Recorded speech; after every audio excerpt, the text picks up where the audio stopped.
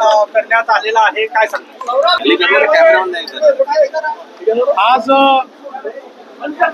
सर्वांकरताच अतिशय आनंदाचा दिवस आहे की आपल्या महाराष्ट्राची बुद्धिबळपटू दिव्या देशमुख हिने भारताचं नाव जागतिक स्तरावर नेलेलं आहे आणि जागतिक बुद्धिबळ स्पर्धेमध्ये ही स्पर्धा तिने जिंकलेली आहे। आणि म्हणूनच आज तिचा महाराष्ट्र शासनाच्या वतीनं नागरी सत्कार आपण केला।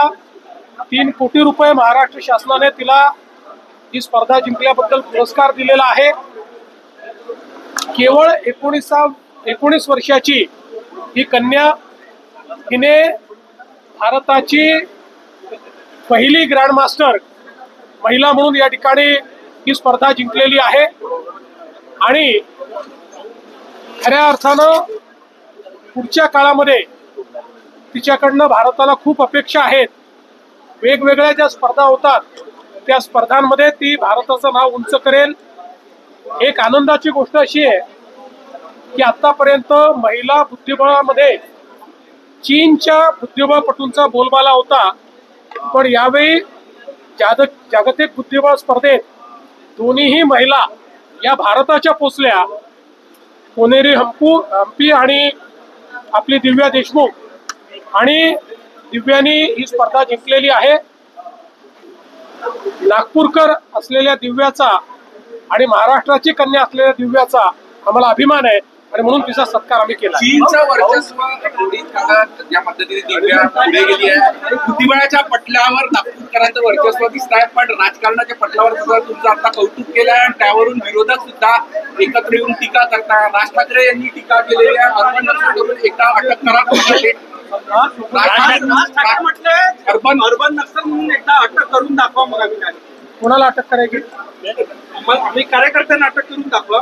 त्यांच्याकरता बनलेलाच नाही कायदा, तर त्यांना का तुम्ही अर्बन नक्षल सारखे वागाल तर तुमची अटक होईल। तुम्ही अर्बन नक्षल सारखे वागत नाही, त्यामुळे तुमची अटक करायचं कारण नाही। मला असं वाटतं की अशा प्रकारे कायदे जे बनतात, जे लोक कायद्याच्या विरोधात वागतील त्यांच्याकरता तो कायदा आहे। आंदोलनकांच्या विरुद्ध हा कायदा नाही, सरकारच्या विरुद्ध बोलायच्या याच्यामध्ये पूर्ण मुभा आहे, त्याच्या विरुद्ध हा कायदा नाही। त्यामुळे मला असं वाटतं की अशा प्रकारचे जे काही कमेंट्स आहेत हा कायदा न वाचता केलेले कमेंट। त्यांनी असे म्हटलं की महाराष्ट्राच्या मुख्यमंत्र्यांना लहान मुलाचा विचार करतायत, मुंबई बाहेरून आलेला लोकांना।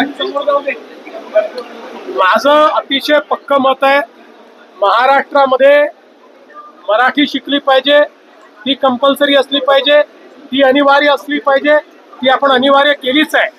पण महाराष्ट्रातल्या मराठी मुलांना मराठी सोबत अजून एक भारतीय भाषा जर शिकायला मिळाली तर त्यात काय वावगं आहे?